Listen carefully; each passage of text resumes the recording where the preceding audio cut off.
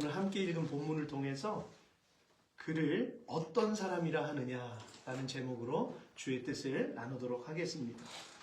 예수님께서 공생애를 살아가셨을 때 유대 땅에는 두 부류의 종교인들이 있었습니다. 한 부류는 하나님을 믿는다고 하면서도 부활은 믿지 않았던 자들, 그리고 그 반대로 부활은 믿지만 모세의 율법에 매인 그 사람들이었죠.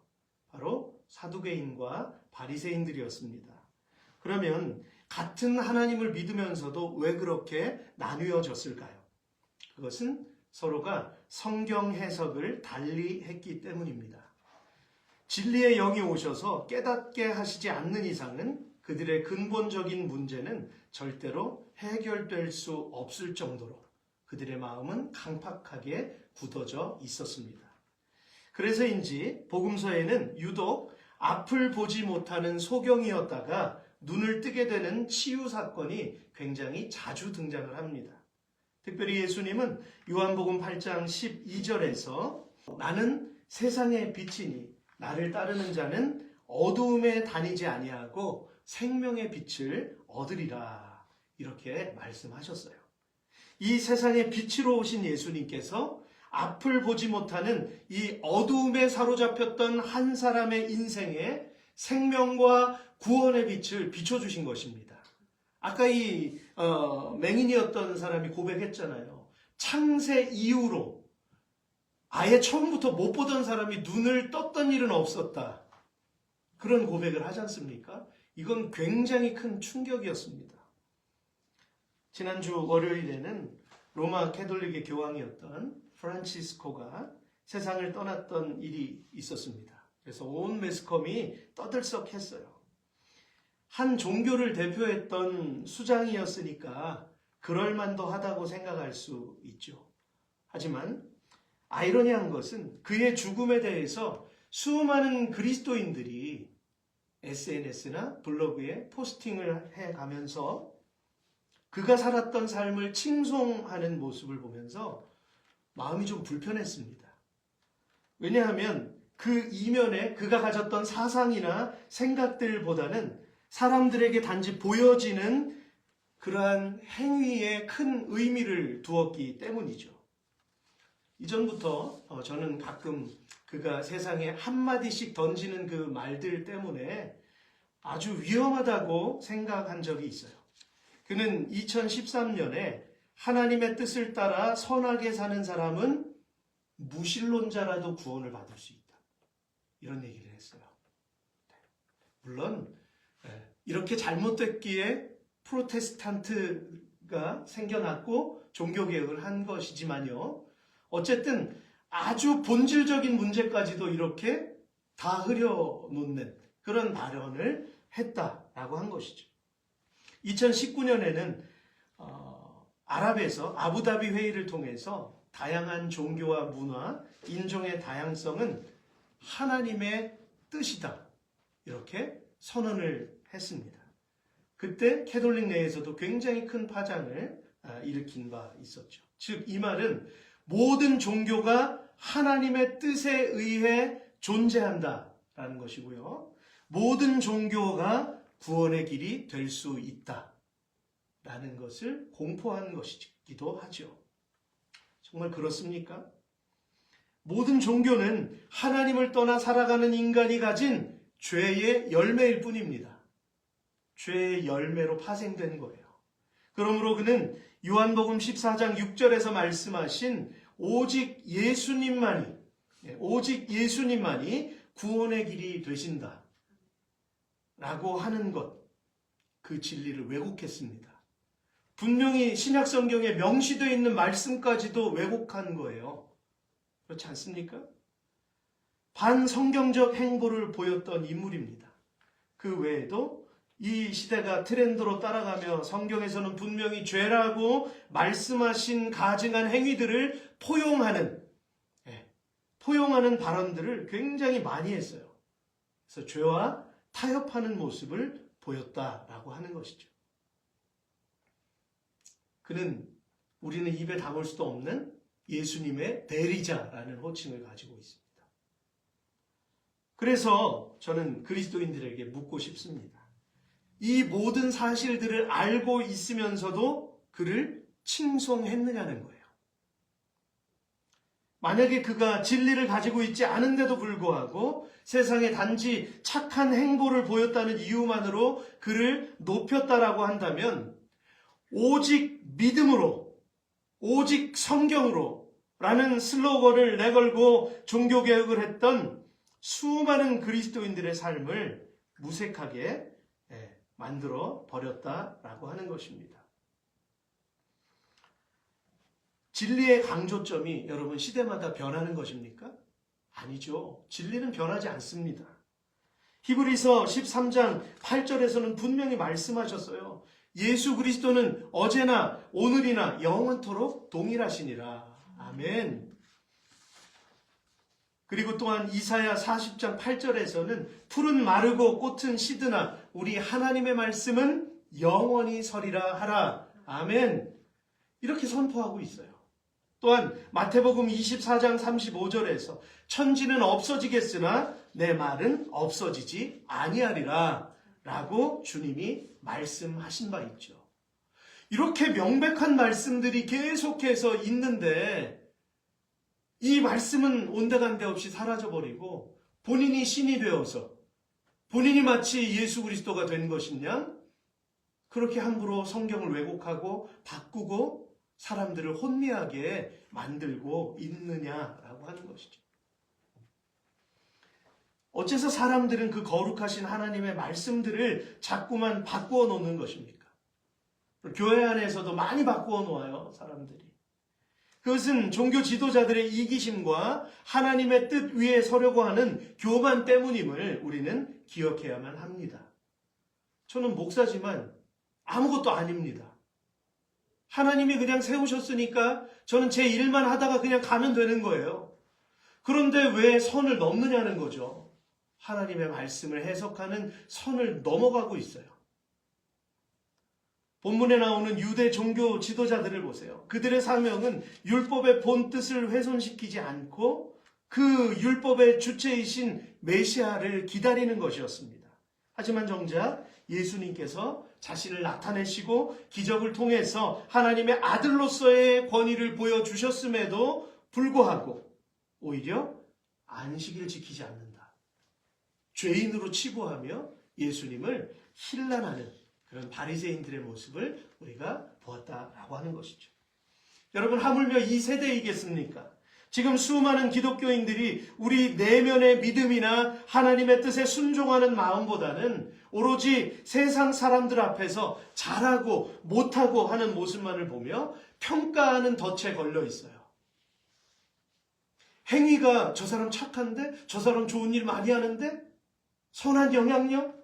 이 덫에 지금 걸려서 본질을 흐려버리고 있습니다. 본질이 무엇인지 갈팡질팡하고 있어요. 물론 세상 속에서 우리 그리스도인들이 소금과 빛의 역할을 감당하지 못한 부분이 있어서 역으로 그런 모습을 더욱더 선호하는 것일 수 있겠으나 레거시 미디어들이 이것을 계속 조장하는 거예요.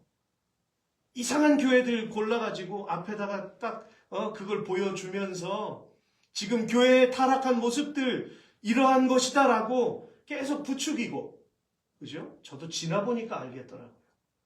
의도성을 가지고 계속 그런 것들을 보여주는 거예요. 그러나 여러분, 교회가 선한 일들을 얼마나 많이 합니까? 교회가 세상 속에 지금 빛이 되고 있기 때문에 그나마 이 도시 사회가 명맥을 유지하고 있는 거예요. 그런데 이러한 것들은 온데간데 없이 사라져버리고 교회는 계속해서 부정직하고 계속 부정하고, 그래서 선한 영향력을 왜 못 끼치느냐 세상 속에, 이렇게 이야기하고 있는 것이죠. 여러분, 정말 신실한 그리스도인들이 되어야 한다면 여러분들 분별할 수 있어야 할 줄로 믿습니다. 모든 것을 보이는 그대로만 믿는 것이 아니라 이것이 그러한가 하여 베레아 교인들처럼 늘 말씀을 상고하고 이 말씀 저 말씀 이것이 서로 맞는가 묵상해보고 지혜롭게 세상의 문화를 바라보고, 그래서 정말 바른 판단을 해야 할 줄로 믿습니다. 지금 이 매스미디어는요, 이미 많이 흐려져 버렸어요. 그래서 얼마나 거짓말들을 많이 하는지 몰라요. 여러분, 선한 일들, 착한 일들, 이런 것은 당연한 그리스도인들의 열매 중에 하나입니다. 그러나 그것이 목적은 아닙니다. 아멘? 우리가 세상을 살아가는 목적이 그것이 아니에요.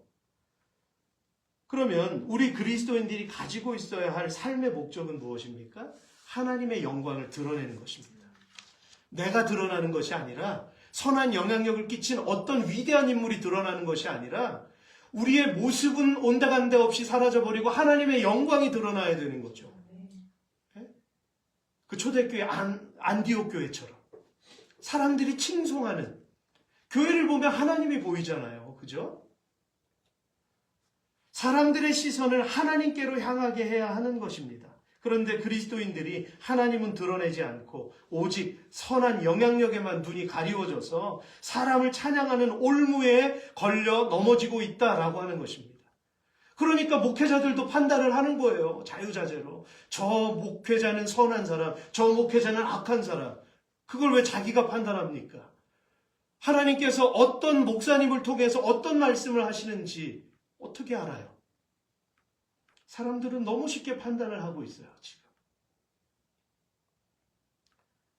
마찬가지로 오늘 본문에서도 유대인들의 왜곡된 인식이 너무나 잘 드러나고 있는데요. 어느 날 예수님께서 길을 가시다가 날 때부터 맹인된 사람을 보셨을 때 제자들이 하는 질문을 한번 들어보시기를 바랍니다. 제자들이 물어 이르되, 랍비요, 이 사람이 맹인으로 난 것이 누구의 죄로 인함이니이까? 자기이니이까? 그의 부모니이까? 지금 불쌍한 사람을 보자마자 어떻게 평가하고 있습니까? 이 사람은 죄인이다라고 지금 낙인을 찍어 놓잖아요. 제자조차도. 자신의 의지가 아니었어요. 그냥 태어나 보니까 자기가 맹인인 거예요. 이유를 모르는 거예요, 본인도. 그런데 주변에 있는 사람들이 넌 죄인이야. 죄를 졌기 때문에. 아니, 태어나지도 않았는데 나기 전부터 죄인입니까? 네, 사람들의 시각을 말하는 거예요. 그냥 태어나자마자 죄인으로 낙인이 찍혀져 있고, 이것은 곧 당시 유대인들이 가지고 있었던 사회적인 인식이었고요. 그렇게 만든 것이 바로 누굽니까? 바리새인들, 사두개인들, 대제사장들, 종교 지도자들이었던 것입니다. 하지만 예수님은 그런 생각을 철저하게 무너뜨리셨죠. 우리 같이 읽겠습니다. 시작. 예수께서 대답하시되 이 사람이나 그의 부모의 죄로 인한 것이 아니라 그에게서 하나님이 하시는 일을 나타내고자 하시니라. 아멘. 꽃들도 하나님의 영광을 나타내고 하늘을 나는 새도 바라보면 하나님의 창조물이구나. 우리의 삶을 돌아봐도 온통 하나님께 감사할 것밖에 없잖아요. 그죠? 모든 것이 다 하나님을 나타내는 것입니다. 여러분, 시각이 지금 다르지 않습니까? 제자들은 맹인을 보자마자 사회적인 통념으로 판단했지만 예수님께서는 그와는 정반대로 전혀 사람들이 생각하지 못한 말씀을 하셨다는 것이죠. 그것은 바로 어두움에 갇혀 있었던 한 영혼이 눈을 뜨고 빛 대신 예수 그리스도를 바라보았다는 사실인데요. 함께 읽겠습니다. 시작. 때가 아직 낮음에 나를 보내신 이의 일을 우리가 하여야 하리라. 밤이 오리니 그때는 아무도 일할 수 없느니라. 내가 세상에 있는 동안에는 세상의 빛이로라. 아멘. 그렇습니다. 예수님은 이제 십자가를 지시기까지 약 한 6개월 정도 남았던 그때예요, 지금. 이 시간 동안 자신이 하나님께로부터 오신 참 메시아임을 말씀하신 것이죠. 그리고 나서 땅에 침을 뱉어서 진흙을 이겨서 그의 눈에 바르시고는 실로암 연못에 가서 씻으라고 말씀하십니다. 그리고 실로암에서 눈을 씻고서는 밝은 눈으로 돌아왔는데요. 그는 이제 변화된 삶으로 예수님을 따라다니며 하나님의 나라를 경험하는 일만 남은 거예요. 그죠? 그런데 여기서 끝이 아니라는 겁니다, 지금. 오히려 그의 변화된 삶을 통해서 갈등이 빚어졌어요. 14절에도 언급하고 있듯이 예수님께서 진흙을 이겨 눈을 뜨게 하신 날은 안식일이라 라고 하는 것이 문제가 되었던 것이죠. 지금 핵심은 평생 앞을 보지 못한 채 홈레스로 살던 사람이 치유함을 받았고 새로운 인생을 살게 되었는데 단지 그 일이 안식일에 이루어졌기 때문에 이 행위를 한 사람은 죄인이고 너도 그 죄인과 함께 합류한 사람이다. 이렇게 막 몰아가는 거죠. 이것 때문에 분쟁이 일어났습니다. 어떤 사람은 안식일에 이 일을 행했기 때문에 하나님께로부터 온 자가 아니라 얘기했고요. 또 어떤 사람은 죄인으로서 죄인이 어떻게 그런 일을 행할 수 있느냐라는 것이었습니다. 그리고 결론이 나지 않게 되자 맹인되었던 자에게 다시 질문합니다. 17절 함께 읽겠습니다. 시작. 이에 맹인되었던 자에게 다시 묻되 그 사람이 내 눈을 뜨게 하였으니 너는 그를 어떠한 사람이라 하느냐? 대답하되 선지자니이다 하니. 하지만 그의 말조차 믿지 못하는 유대인들은 그의 부모까지 대동을 합니다. 그래서 부모를 막 추궁하는 거예요. 그런데 오히려 부모는 위축되어서 예수 그리스도를 인정하는 사람은 다 출교시킨다는 그런 법적 제한 조치를 만들어버렸기 때문에 그것 때문에 대답하기를 꺼려 했습니다. 그러면 도대체 유대인들은 왜 이렇게까지 행동을 했던 것일까요? 오늘 본인들이 원하는 대답을 듣기 위해서 자꾸 몰아붙이는 거죠. 그게 뭡니까? 죄인이라는 이 말을, 죄인이 이걸 행했다라고 하는 말을 억지로라도 이 소경되었던 사람의 입에서 받아내기를 원한 거예요, 지금. 그러니까 계속 이렇게 무모한 행동들을 하는 것이죠. 만약에 맹인되었던 사람이 자신에게 일어난 일에 대한 답을 듣지 못했다면, 답을 하지 못했다면 아마 그들은 그 일을 멈췄을 것입니다. 나도 모르겠는데요. 일단락 될 수 있죠. 그죠? 예수님이 드러나지 않으니까, 하나님의 아들이 드러나지 않으니까. 여러분, 지금 이 세대가 그렇습니다. 이 세상에 빛으로 오신 예수님의 진리는 명확함에도 불구하고 사람들은 자꾸만 그 구속사에 대해서 자신의 색깔로 이걸 바꿔버리고 해석을 하고 애를 쓴다는 거예요. 그러므로 일찍이 종교개혁자들이 강조했던 성경 해석 원칙이 있는데요. 한번 따라서 해보실까요? 말씀은 말씀으로 해석한다. 네, 종교개혁자들이 이걸 슬로건으로 내걸고 하나님의 말씀을 대했다라고 하는 사실입니다.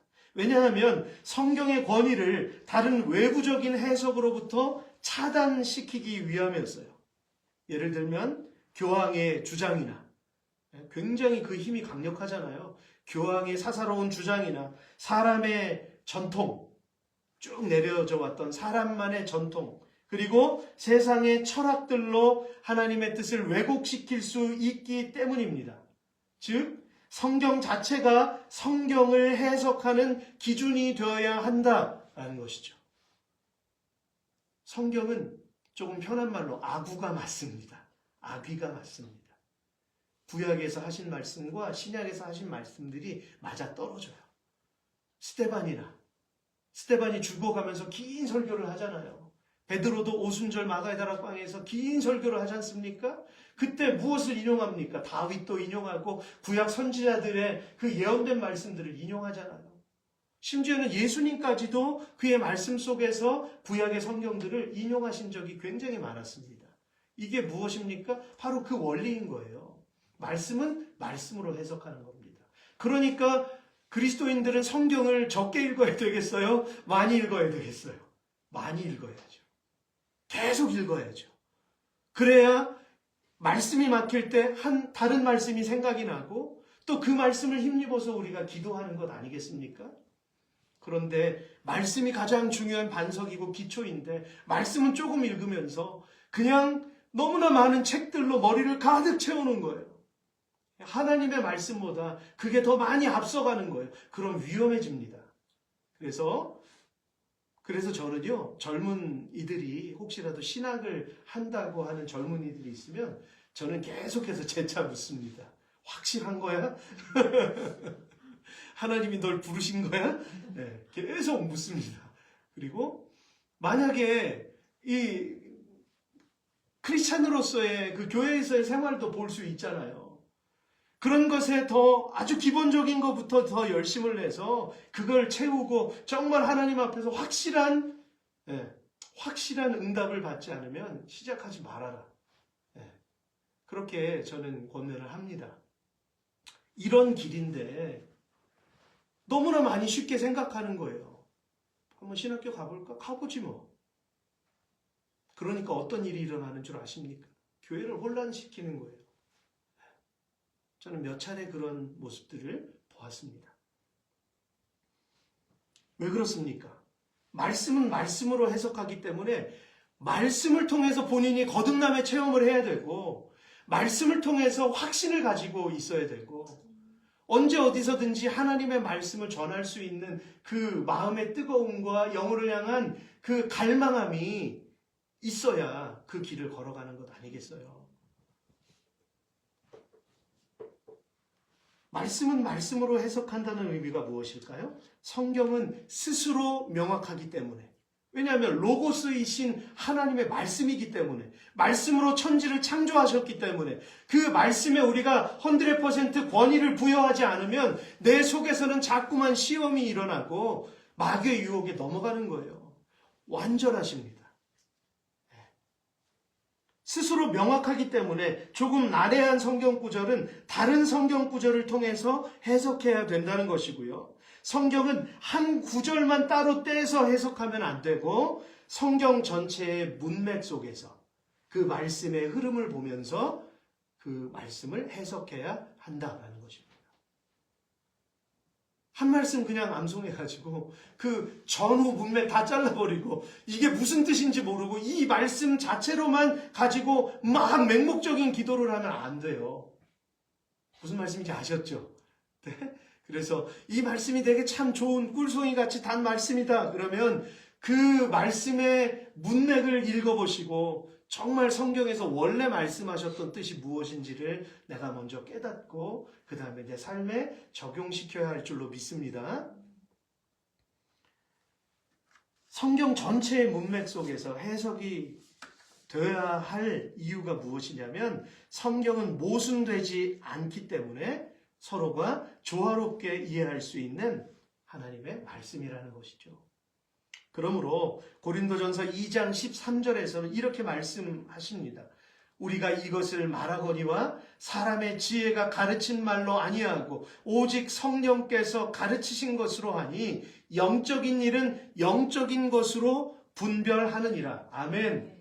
하나님의 말씀은 성령의 영감으로 되어진 것입니다. 그렇기 때문에 영적인 일은 영적인 것으로 해석할 수 있는 거죠. 그런데 거듭나지 않은 사람이 성경 지식만 가득해서 이걸로 다른 하나님의 은혜를 경험한 사람을 판단을 하는 거예요. 어떤 일이 벌어집니까? 교회 안에서 막 분란이 일어나는 거죠.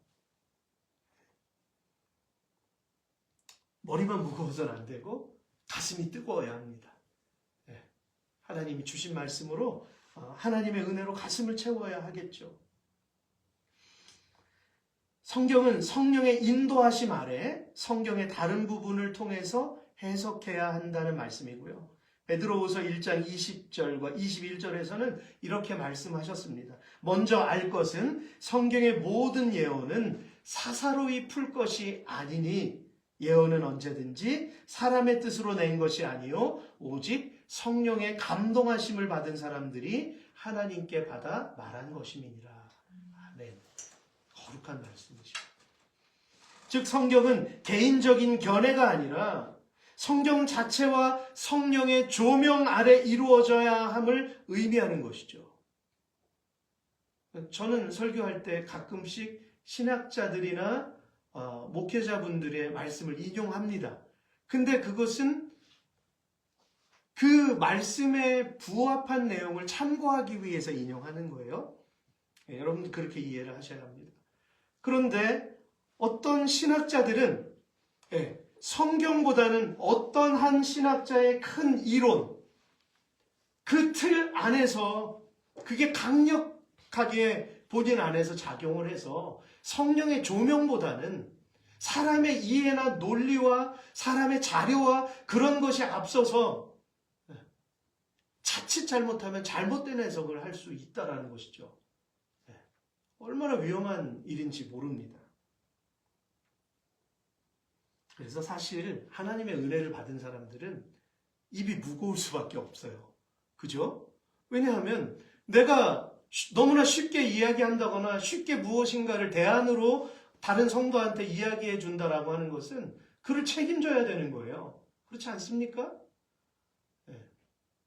그렇기 때문에 하나님의 말씀이 앞서도록 하나님께서 드러나도록 한 번 더 기도해 보고 그렇게 우리는 평가를 하든 해석을 하든 그렇게 해야 하지 않겠어요? 예언은 언제든지 하나님의 말씀 언제든지 사람의 뜻으로 낸 것이 아니요. 아니기 때문에 기도해야죠. 사람의 뜻이 아니기 때문에 기도하는 것입니다.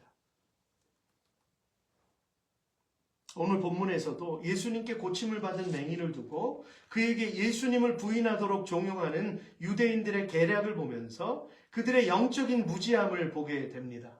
생각해 보세요. 이제까지 누구도 이루어내지 못했던 기적을 행하신 예수님이라면 여러분 만에 하나라도 저분이 놀라운데? 혹시 하나님이 진짜 보내신 분 아니야? 라고 만에 하나라도 자기가 잘못될 수 있기 때문에 긴장해야 되는 것 아닌가요? 근데 바리새인들은 그런 게 조금도 없었어요. 왜 그렇습니까? 얼마나 영적인 일에 관심을 두지 않았으면 자신들의 자리를 지키는 데에만 혈안이 되어 있었을까요? 저는 그렇게 생각이 됩니다. 하지만 그들은 앞서 질문했던 것을 다시 똑같이 되짚고 반복했는데요. 사실 바리새인들이 요구하는 것은 하나였습니다. 예수님이 죄인이라는 것을 시인해라. 우리가 살아가는 날 동안 어쩌면 우리가 도전을 받을 수 있는 날이 올지도 모르겠습니다. 안 올 수도 있고요. 예수를 믿습니까? 라고 우리에게 도전할 수 있는 그런 자리가 있을 수도 있어요. 그러면 여러분, 우리는 성령 하나님의 인도하심을 받아서 네가 무엇을 말할지 생각하지 마라 미리. 예수님께서 말씀하셨어요. 왜입니까? 성령이 나를 붙잡아 주시기 때문에. 죄인이라는 걸 지금 직고해라. 자신들의 판단에는 죄인이 병자를 고칠 수 없기 때문에 만약에 고침받았던 이가 그것만 시인한다면 예수님이 고친 게 아니거든요. 그러니까 자꾸 추궁하는 거예요. 이번 일이 예수님과는 무관하게 되는 셈인 것이죠. 하지만 맹인되었던 자가 이렇게 대답합니다. 30절입니다. 그 사람이 대답하여 이르되 이상하다. 이 사람이 내 눈을 뜨게 하였으되 당신들은 그가 어디서 왔는지 알지 못하는도다. 어린아이도 깨닫는 것을. 그죠? 정말 신실한 마음만, 순수한 마음만 가지고 있으면 성경 말씀은 누구나 다 깨달을 수 있는 거예요. 그런데 이 사람들은 깨닫지 못하는 거예요. 당연히 그걸 생각할 때에는 이제까지 맹인이 눈을 떴다는 이야기는 한 번도 들은 적이 없었는데 자신을 이렇게 고쳐놓은 그 사람이 하나님께서 보내신 사람이 아니면 누구겠느냐는 것이죠. 말씀을 마무리하겠습니다. 요한복음 10장 37절과 38절에서 예수님은 하나님의 능력으로 기적과 표적을 행하셨는데도 불구하고 그 사실을 믿지 않으려고 하는 사람들에게 이렇게 말씀하셨습니다. 같이 읽겠습니다. 시작. 나를 믿지 말려니와 내가 행하거든 나를 믿지 아니할지라도 그 일은 믿으라. 아멘. 누가 눈을 뜨게 하겠습니까? 세상에. 그죠? 모세라도 그 일은 할 수 없는 거예요. 하나님밖에는 할 수 없는 것이죠. 요즘 일어나는 일들 중에 참으로 아이러니한 것은요, 오히려 믿는 사람들의 생각이나 말 속에서 하나님의 능력을 부인하고 제한하는 모습들이 늘어가고 있다는 사실입니다. 그럼에도 전혀 놀랍지 않은 것은 그들은 거듭나지 못했기 때문입니다. 그랬기 때문에 그런 대답을 할 수밖에 없는 거죠. 거듭남은 말씀이 전적인 하나님의 능력으로 믿어지고 예수 그리스도를 내 삶의 주인으로 영접하여 고백하게 되는 놀라운 신비인 것입니다. 신비예요, 이것은. 전에는 안 믿어졌는데 지금은 믿게 되어지는 것. 성령께서 그의 정신을 붙드시는 것이죠. 그러므로 히브리서 11장 6절에서는 이렇게 말씀하세요. 믿음이 없이는 하나님을 기쁘시게 하지 못하나니 하나님께 나아가는 자는 반드시 그가 계신 것과 또한 그가 자기를 찾는 자들에게 상 주시는 이심을 믿어야 할지니라. 아멘. 그러면 맹인이었던 자는 어떻게 되었습니까? 오늘 우리가 읽지는 않았지만 그가 유대인들에게 쫓겨났다라는 말을 들은 예수님께서 일부러 그를 다시 찾아가셨어요. 네. 여러분, 우리 주님은 위로의 주님인 줄 믿습니다. 사람들은 나를 배척해도 나는 진리를 이야기할 때 세상은 오히려 나를 애워싸고 힐난한다 할지라도 내가 우울한 감정에 놓여 있을 때, 내가 절망적일 때, 그때 주님은 우리에게 분명히 찾아오십니다. 그래서 재차 물어보세요. 내가 나를 믿느냐? 주여, 그가 누구시오니이까? 내가 믿고자 하나이다. 내가 그를 보았거니와 지금 너와 말하는 자가 그이니라. 아멘. 성도 여러분, 지금 마귀는 예수님을 시험했던 것처럼 저와 여러분을 향해 끊임없이 도전하고 있습니다. 지금 우리는 성경과 신앙의 본질적인 진리가 훼손당하고 있는 모습들을 계속 보게 되고요. 앞으로는 이런 현상이 더욱더 심해질 것입니다. 하지만 결국엔 예수님께서 진리이심을 발견하게 된 실로암의 맹인처럼 결국엔 주님과 동행하며 그 믿음을 확인하실 수 있는 그런 저와 여러분들 될 수 있기를 주의 이름으로 축복합니다.